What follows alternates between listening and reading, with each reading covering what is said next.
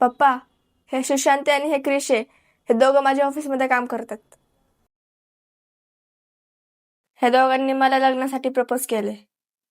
तुम्ही ह्यांना भेटायला बोलवलं होतं ना, तुम्ही आता ह्यांच्याशी बोलून घ्या. बर, ठीक आहे. एवढं मोठं लग्नाचा निर्णय मला घेणं अवघड आहे. तुम्हीच मला हेल्प करा. असं म्हणते? आता करून देतो लगेच निर्णय. थांब जरा.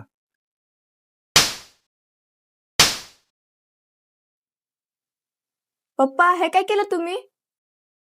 तुम्ही वयाने मोठे आहात आणि हे जे वडील आहे त्याच्यामुळं मी तुमची इज्जत करतोय, पण असं विनाकारण मी मार खाऊन घेणार नाही.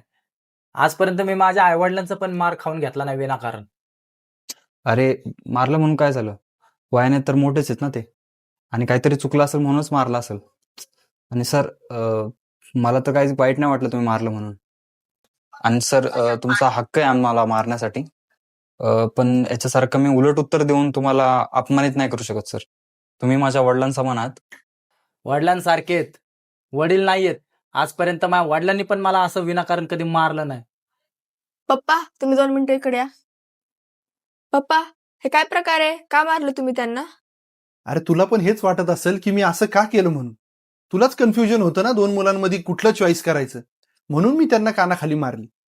अच्छा, सुशांत माझ्यासाठी परफेक्ट आहे का मग? इथंच तू चुकतीये. ज्यावेळेस मी सुशांतला मारलं त्यावेळेस त्यांनी खोटा आव आणला. मला म्हटलं माझ्या वडिलांसारखे आहेत तुम्ही, मारू शकता. हा त्याचा खरा स्वभाव नाहीये, हा खोटपणा दाखवतोय. पण त्याच वेळेस जेव्हा मी क्रिशला मारलं तेव्हा त्याचा नॅचरल स्वभाव बाहेर आला. त्यांनी मला उलट प्रश्न केला की तुम्ही मला का मारलं, विनाकारण का मारलं. याचा अर्थ असा आहे की तो चुकीच्या गोष्टीला स्टँड घेणारा मुलगा आहे आणि खोटापणा नाहीये, खोट्यापणाचा आव आणत नाहीये तो. आणि बघ कसं आहे, सुशांत आज गोड बोलतोय. काय माहिती लग्नानंतर तो बदलला, त्याचा स्वभाव बदलला, खरं रूप समोर आलं. मग काय करणार? क्रिसचा स्वभाव आजच कळाला. जे आहे ते नॅचरल आहे. त्यामुळे लक्षात ठेव की खोटेपणापेक्षा रिअल माणूस असणं कधीही चांगलं.